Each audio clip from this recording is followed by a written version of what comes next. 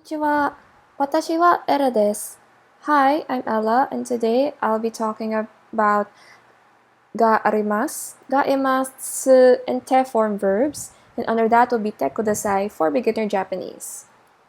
First, I'll talk about ga arimasu, which means there is or are, but this is for inanimate objects.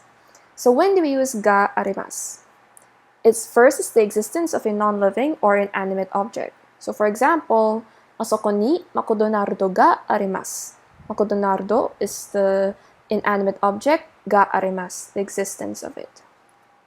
Next is to say you have or own something, or for possession. For example, if you want to say, I don't have a TV, you just say, terebi ga arimasen. But if you want to say you have something, such as, I have a book, you simply say, hon ga arimasu. Third is to say an event will take place. For example, there will be Japanese class tomorrow. You'll hear or you can say, ashita wa nihongo no kurasu ga arimasu. Nihongo no kurasu ga arimasu. Note that when arimasu is used in the sense of an event taking place, or specifically an event at a certain location, the place description is followed by the particle de. So, for example, there will be a festival in Kyoto tomorrow.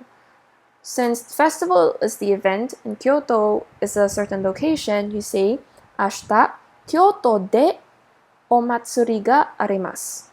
Another example, there is a test at school. Gakko de testo ga arimasu. So gakko is the place and testo is the event. Next is for ga imasu, which is there is or are, but for animate objects, such as people, animals, etc. So for example, asoko ni ryogakuse ga imasu. Ryogakuse, international student, ga imasu, the existence of. Or, I have a Japanese friend. Nihongo no tomodachi ga imasu. So this is the regular format overall for ga arimasu and ga imasu. Place ni, then the inanimate object, ga arimasu, or if it's for animate objects, it's ga imasu. But then you use particle de for an event at a location. So that we place de event ga arimasu. Next, it's the particle, or rather the counter tsu, which is a general purpose counter for things, like saying one thing or two things. So this is the table of when we use tsu. It's from 1 to 10. You have to memorize this, but I can assure you that's fairly easy to memorize all of this. But just remember that the exception in terms of putting tsu is 10, which is to. So please take note of all of this. It's fairly easy because we use this all the time in the Japanese language, and you will see later on with the uses that's very practical as well. So when do we use tsu? First is for three-dimensional things, which is pretty much almost everything. Second is for things that don't really have a definite shape, such as dust and stains and sound waves. 3 is the most practical, one of the most practical of them all, especially when you travel to Japan, which is when we order at restaurants. So we just have a menu, just point at a picture, and just say how many orders. So, hitotsu kudasai, futatsu kudasai, and so on and so forth, and they'll understand what you mean. Fourth is for abstract things, such as opinions and thoughts. And 5 is a substitution for other counters, because the Japanese language has so many counters for different types of things, but because tsu is a general purpose counter, it's like if you want to be on the safe side, just use tsu. Very easy. Next is te form verbs. So there are 4 uses of te form verbs. First is for making requests, which is the focus for today's lesson, which I'll discuss later on. Second is giving and asking permission. Third is stating that something is forbidden. And 4 is forming a sentence that describes 2 events or activities. So there are sub-rules of te verbs. First is for ru-verbs. It's very simple. Ru, take the ru off and add te, such as taberu and neru. You change it to tabete and nete. Next is for u-verbs, find out u, tsu, and ru. Just change it to te, such as ao, motsu, and toru. You change it to ate, motte, and totte. You have to take note that you have to know and to distinguish which ones are ru-verbs and which ones are u-verbs ending in ru, which are known as false friends. Such as these examples in this slide. Just have to memorize them and use them regularly, and you'll be able to distinguish which one is ru-verb, which one's an u-verb. Next are u-verbs, the final mu, bu, and nu.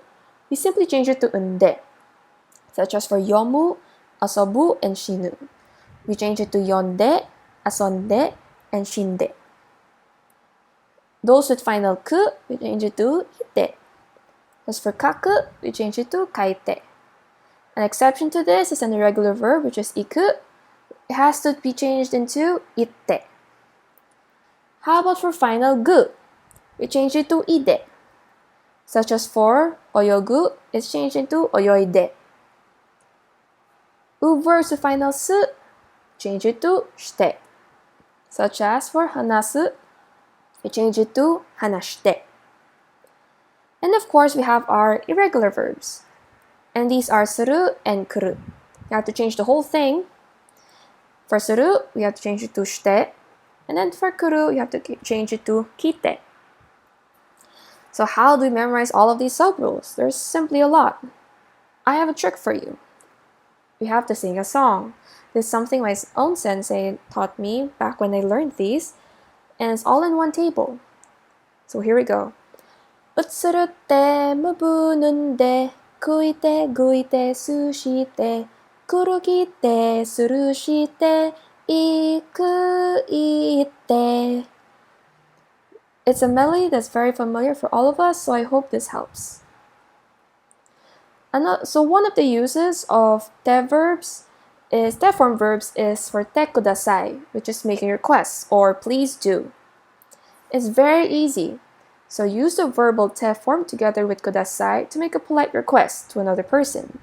So for example, you want to say, please bring a friend. Just simply say, tomodachi wo tsurete kite kudasai. Tsurete kuru is the base form.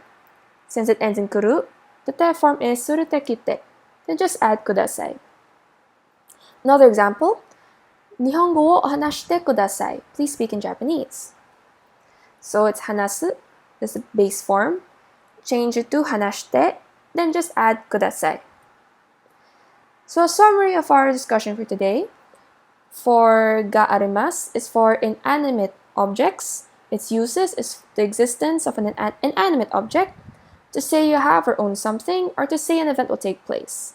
Take note that we use de as the particle for a place or indicating an event at a certain location. Then we have ga imasu, which is for animate objects, is to show the existence of an animate object. Here's the format. Place ni or place de, ga arimasu, or place ni, if applicable, ga imasu or ga arimasu. Of course, with the respective inanimate objects or animate objects. Summary for counter for things, which is su. Very easy. Just add su, hitotsu, futatsu, mitsu, and so on and so forth. But take note for 10, it's an exception, it's to. General uses for tsu, three-dimensional things without definite shape, number of orders, very practical. Abstract things, and another very practical use is substitutions for other counters. How to easily memorize te form is the song Utsurute mabununde, kuite guite sushite, kurukite surushite, ikuite. Also remember that there are some false friends, so just practice and practice, and I'm sure you'll be fine. And of course, one of the uses for te form verbs is te kudasai, making requests. So just use te form, then add kudasai. Thank you so much for listening. Arigatou gozaimasu. Mata ne!